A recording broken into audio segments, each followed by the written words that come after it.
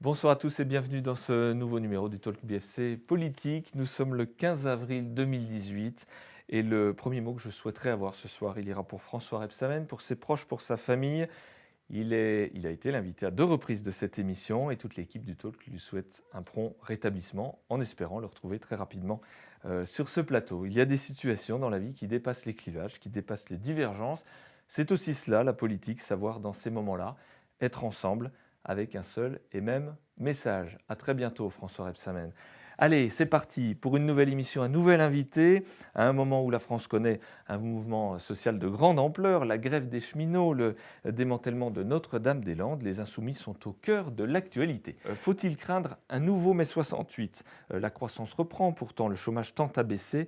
Les revendications de nos jeunes d'extrême gauche sont portées haut et fort. Que veulent ces jeunes anti-système ? Je reçois un des porte-parole de la France insoumise, Alexandre Morin, est le 69e invité de cette émission. Retrouvez le talk BFC Politique avec les Instituts BioStudio.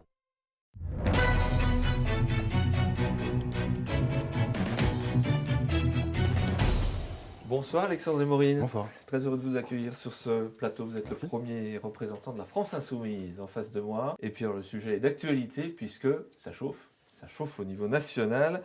Qui va gagner ? Le gouvernement tiendra bon, il nous l'annonce. Et puis en face, visiblement, ça tient bon aussi. Ça tient bon aussi et je pense que c'est normal puisque que ce soit les cheminots ou tous les mouvements sociaux qu'on peut avoir dans le pays également, je pense aussi aux EHPAD ou aux universités, personne ne se bat entre guillemets pour son intérêt propre. Les gens se battent pour, je dirais, la société, le service public dans son ensemble. Donc qui va gagner ? Je pense que ceux qui luttent aujourd'hui sont bien partis. La solidarité est là également dans le pays. On a énormément de caisses de grève qui se mettent en place. Certaines sont déjà pratiquement un demi-million, donc ils peuvent tenir, j'espère qu'ils vont tenir. Et le gouvernement peut faire des effets de menton, des effets de manche. C'est pas ça qui lui donnera une majorité, je dirais, sociale dans le pays pour faire passer ses réformes au bulldozer. Alexandre Morin, au-delà des idées, cette émission, c'est aussi la découverte d'une personnalité. On va faire connaissance avec vous. Vous n'avez pas la personnalité, en tous les cas, le look d'un rebelle, d'un zadiste, plutôt, Oh, c'est sûr. j'allais dire pour être sympa, celle du gendre idéal. Peut-être. Alors, on va essayer de comprendre ce qui vous a amené à rejoindre le camp des Insoumis ce soir. Vous êtes né à Saint-Vallier, en Saône-et-Loire, le 1er octobre 89. Vous avez passé toute votre adolescence dans le bassin minier, à côté de Blanzy. Alexandre Morin, quelle enfance vous avez eue ? Une enfance très heureuse, dans une famille engagée également. Engagé politiquement déjà à Engagé l'époque. politiquement. Mon papa était maire de la ville de Blanzy, justement, Quelle étiquette ? jusqu'en 2013, Parti socialiste. Et également une famille engagée depuis aussi des générations, un grand-père mineur, des oncles et tantes résistants, enfin voilà. Une famille vraiment où j'ai baigné dans l'engagement, donc c'est ça aussi qui a fait qu'aujourd'hui je continue un petit peu cet engagement politique. D'une manière un petit peu plus à gauche que la famille, si j'ai bien compris. Oui, un petit peu plus. Oh, il y a eu des communistes aussi dans la famille à une époque. Mais c'est vrai que oui, aujourd'hui, alors j'ai été un petit peu au Parti socialiste pendant 2 ans, en Saône-et-Loire, pendant mon adolescence. Et puis ensuite, en arrivant à Dijon, je me suis dit, c'est pas vraiment ce que je pense. Donc j'ai quitté le Parti socialiste et aujourd'hui, donc à la France insoumise, j'ai suivi Jean-Luc Mélenchon depuis 2011. Alors, petite pause. Déjà, pourquoi avoir quitté le camp des socialistes ? Et qu'est-ce qui ne vous convenait pas surtout ? C'était la ligne qui était adoptée par Ségolène Royal en fait, au moment du congrès de Reims, qui voulait une alliance avec le centre, avec le MoDem. Donc moi, c'était quelque chose qui ne me plaisait pas, puisque j'étais quelqu'un de gauche, donc ça ne m'intéressait pas. Et puis quelques renoncements dans sa parole qu'elle a pu avoir suite à la campagne de 2007, où là, je me suis dit, bon, c'est terminé, allons voir autre chose et une autre manière de s'engager. À l'inverse, est-ce que chez les Insoumis, il y a aussi des choses qui vous dérangent ? On ne peut jamais, bien entendu, se reconnaître à 100% dans un mouvement ou dans un leader, sinon ce serait pratiquement de l'ordre du gourou, donc c'est pas du tout ça qui nous anime. Oui, bien sûr, il y a quelques petites choses où je dirais, bon allez, on peut peut-être dire autrement et faire autrement, mais dans la grande majorité, le programme de la France Insoumise, bien entendu, je le défendrai contre vents et marées. Fac d'histoire, Master 2 en histoire contemporaine, assistant ingénieur à l'Université de Bourgogne. Qu'est-ce que vous faites aujourd'hui dans la vie ? Aujourd'hui, voilà, assistant ingénieur à l'Université de Bourgogne, je m'occupe de la conception technique de questionnaires pour l'évaluation interne des enseignements par les étudiants. Vous vous épanouissez dans votre Oui, oui, travail? oui, oui, c'est un travail très très intéressant.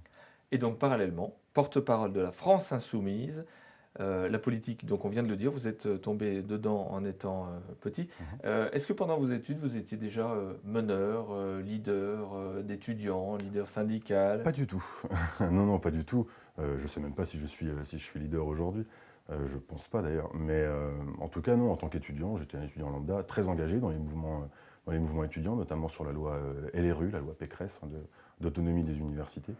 Mais non, non, pas leader pour un sou. Puisqu'on est sur le domaine de la fac, qu'est-ce que vous pensez en ce moment des étudiants qui font la grève, qui bloquent les facs, avant même de connaître le monde du travail finalement? Est-ce que c'est pas un peu tôt? Mais vous savez, je pense que aussi quand on fait une grève, quand on fait un blocage, c'est aussi pour défendre, alors quand on est dans une entreprise, son outil de travail, et pour l'université, son outil de connaissance, là où on peut s'émanciper aussi intellectuellement. Et je pense qu'il y a un profond amour pour l'université de la part des étudiants qui sont mobilisés, puisqu'ils sont contre la sélection à l'université qui va s'instaurer avec la réforme du gouvernement. Pour nous, ça va à l'opposé même de ce qu'il faudrait faire. L'université, l'accès à la connaissance, c'est quelque chose qui doit être universaliste, qui ne doit pas être réservé à, entre guillemets, une élite. L'enseignement doit être partagé, la connaissance doit être partagée. Quelle est votre part dans ce mouvement de contestation?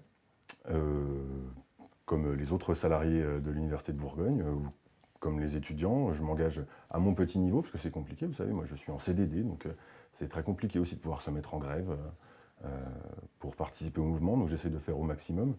Mais en tout cas, je soutiens à 200% ce mouvement, ça c'est sûr. On va faire une petite pause dans cette émission, puis on reviendra sur la France insoumise juste après. Alexandre Morin est avec nous ce soir. Quiz BFC Politique, votre mentor en politique. Je dirais qu'il y en a plusieurs, c'est de toute façon melting pot, mais je dirais, allez, sur l'engagement politique concret et local, je dirais mon papa. Votre meilleur souvenir en politique.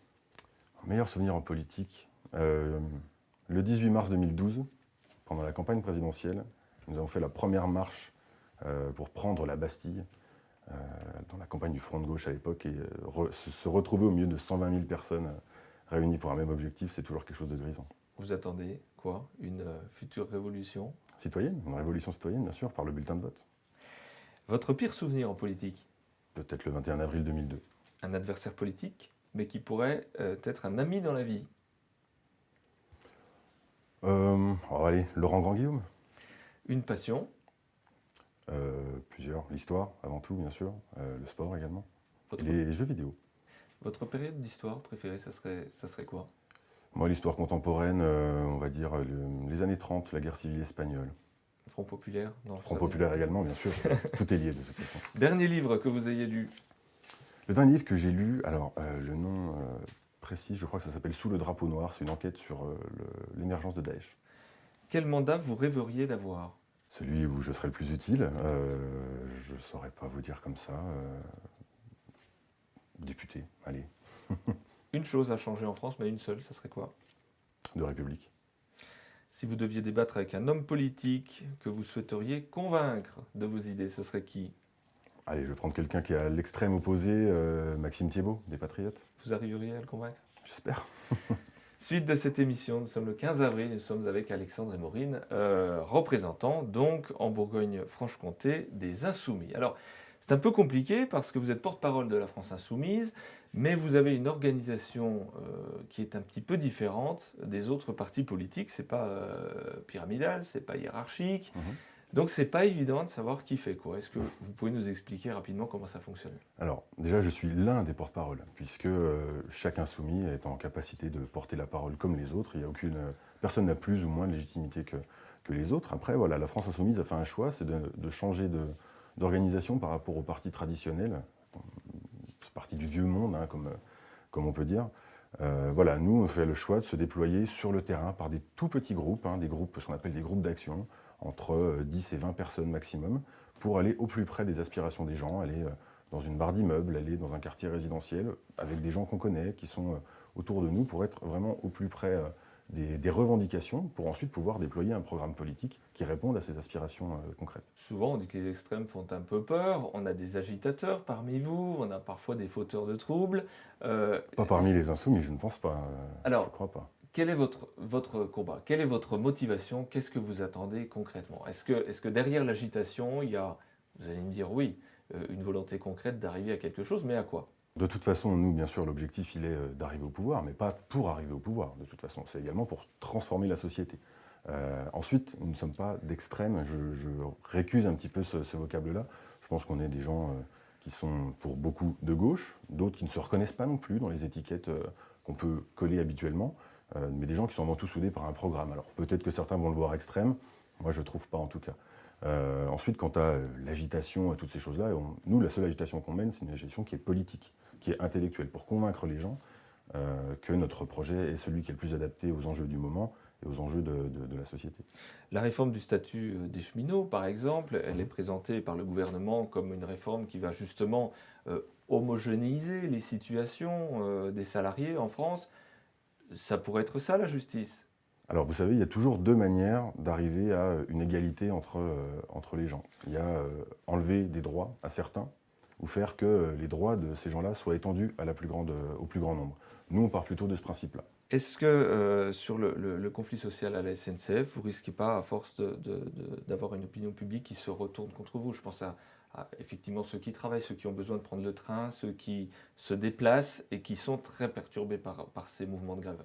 De toute façon, ce n'est pas la France insoumise qui mène ce combat-là. Le combat-là, il est mené par les syndicats et par les cheminots. Alexandre et Maureen, on est bien d'accord. Mais j'ai cru comprendre que vous n'êtes pas forcément derrière Emmanuel Macron sur ce sujet. Ah oui, non, ça c'est le moins qu'on puisse dire. Non, non, bien sûr. Après, non, je pense que, bien sûr, on pense aux cheminots qui perdent des journées de salaire, on pense aux gens, bien entendu, qui peuvent avoir du mal à se déplacer. Après, ce sont des grèves perlées, sur 3 mois, annoncées énormément de temps en avance.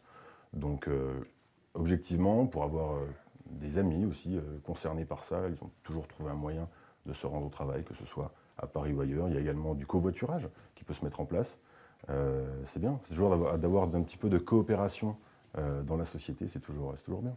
Jean-Luc Mélenchon avait eu une période où il avait dit, le 30 octobre 2017 précisément, il avait concédé que le chef de l'État avait réussi à faire passer ses réformes 5 mois après l'élection présidentielle, en réussissant à les mettre en place, en ajoutant pour l'instant, c'est Emmanuel Macron qui a le point. Ma question ce soir, il est où le deuxième point? Dans quel camp? Alors le point, de toute façon, on pourra le donner qu'à la fin du match.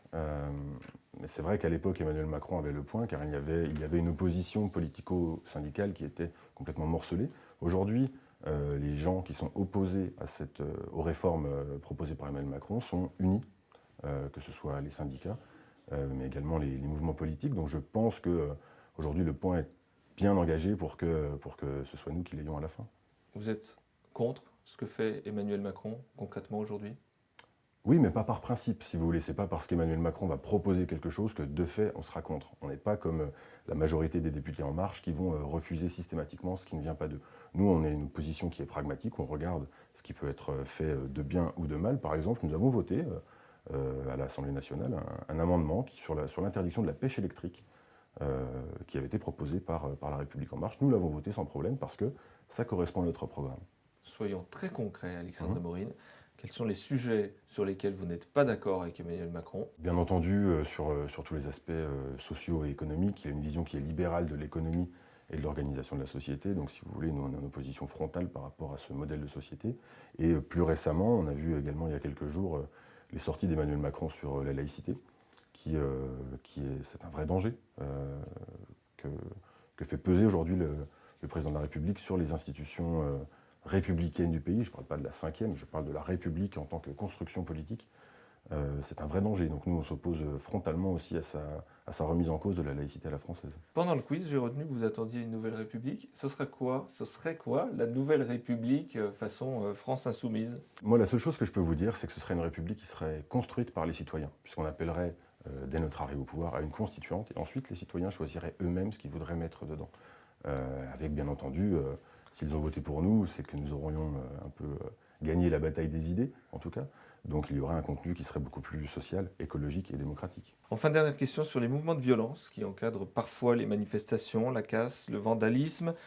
Je suppose, mais je vous pose la question, est-ce que vous condamnez ces actes? Qui sont ces casseurs? Est-ce qu'ils sont proches ce sont des groupes anarchistes? Ils sont proches de la France insoumise? Ils sont parfois les Français comprennent pas trop qui est qui fait quoi. Est-ce qu'on peut là-dessus avoir un mot, une précision? Alors, de toute façon, la violence n'est jamais le bon vecteur pour faire passer un message. Quant aux anarchistes, je ne pense pas qu'ils aimeraient qu'on leur dise qu'ils sont proches de la France insoumise, donc non, je ne pense pas que ce soit des gens qui sont proches de nous. Après, la violence politique, elle peut venir également d'autres secteurs de la société. On voit les violences qui ont lieu dans certaines universités, des attaques par des milices d'extrême droite, qui posent beaucoup plus de problèmes que de fracasser un abribus, même si, je rappelle, je condamne bien sûr toutes les violences d'où qu'elles viennent. Alexandre Morin, qu'est-ce qu'il faut vous souhaiter dans les semaines et les mois qui viennent? Que la France insoumise arrive à convaincre encore plus de gens, et en vue des élections européennes et municipales, qu'on arrive à prendre le plus de place possible dans le débat public.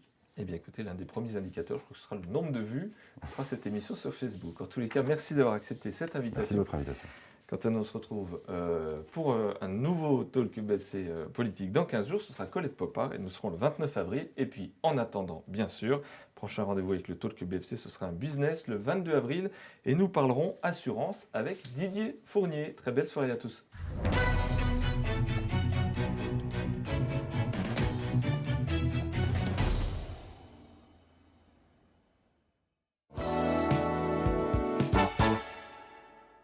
C'était le talk BFC Politique avec les Instituts BioStudio.